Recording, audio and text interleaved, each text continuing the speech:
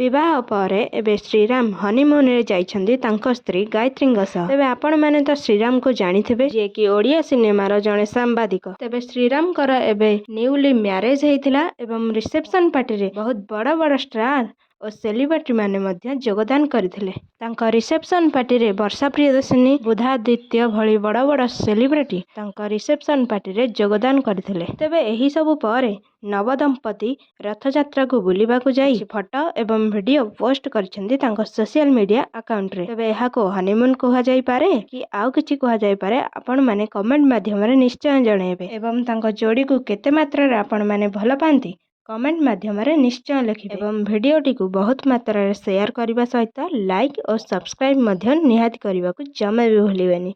एही भली भल भल वीडियो देखिबा पई एवं सेलिब्रिटीଙ୍କ विषय रे जानिबा पई चैनल टी को सब्सक्राइब करी बेल आइकन को दबाई देई रखंतु।